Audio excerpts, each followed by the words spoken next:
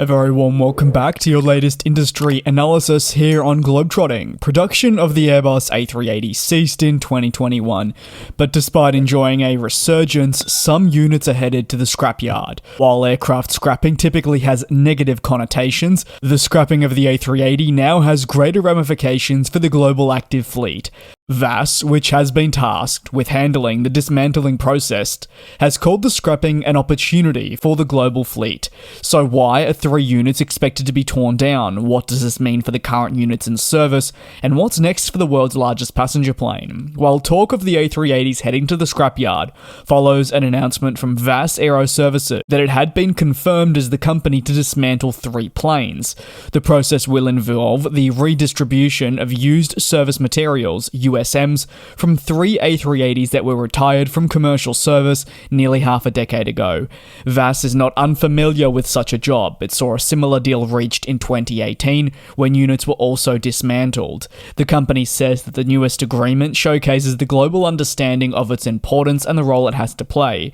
Eventually, the parts harvested from 3 A380s will be available in many markets. These parts are crucial for any operator who feels their fleet needs strengthening with parts. VAS has not been afraid to mention how dismantling ex-active A380s is vital in a world where airlines' reliance on next-generation planes has actually proved to be quite tricky. The reliance is challenging because plane makers cannot deliver planes on time, such as with the 777X, which remains uncertified and would be considered necessary for many airlines' renewal efforts. With 3 A380s confirmed to be destined for scrapping, VAS Aero Services confirmed serial numbers 61, 66, and 84 will be torn down. 2 of these are ex-Lufthansa jets that were retired when the COVID-19 pandemic emerged, and Lufthansa felt it necessary to retire the Super Jumbo from its operation. Meanwhile, the final unit is an ex-Malaysia Airlines Airbus A380, which was also retired at the emergence of the COVID-19 pandemic,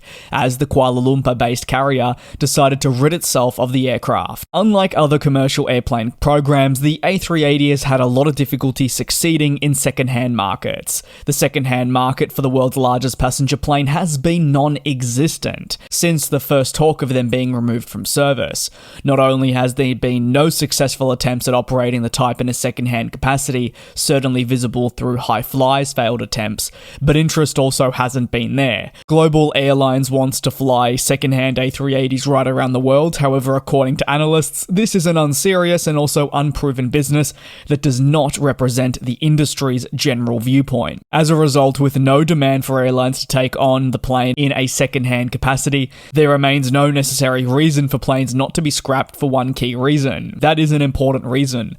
As highlighted by VAS, the ones tearing down the planes, the focus is on keeping the current active A380 fleet airborne for as long as possible. With the A380 out of production and some airlines attempting to keep the fleet flying, support with valuable spare parts needs to be available to these airlines that are retaining the jets.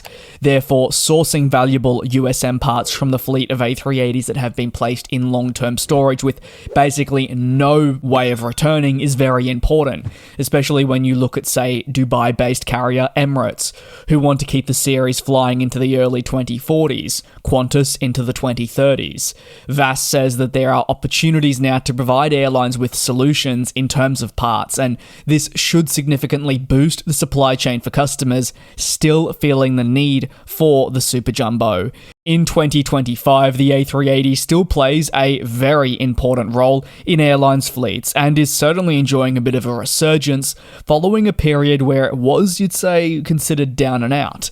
As next-generation planes, however, have seen their deliveries delayed, but demand surges, airlines have had to activate their higher-capacity jets, which, while may not be the most efficient option, are deemed an important solution, at least for the short to medium term. The A380 is still really seen only as a short to medium-term solution. The anticipated arrival of planes such as the 777X into the global fleet will solve many airlines' capacity and efficiency concerns.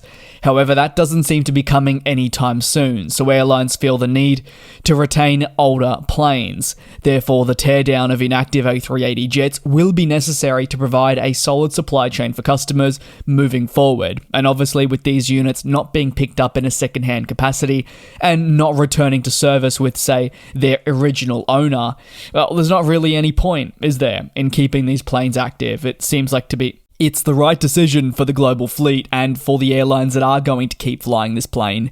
Keen to hear your take on this down below in the comments. Do you think this will become a much more common theme across our aviation industry as more airlines retire the A380? Let me know down below in the comments. Thanks for watching. Subscribe to GlobeTrotting if you haven't already. Your support is greatly appreciated. Take care, do be safe, and I'll see you in a few days. And we'll fly.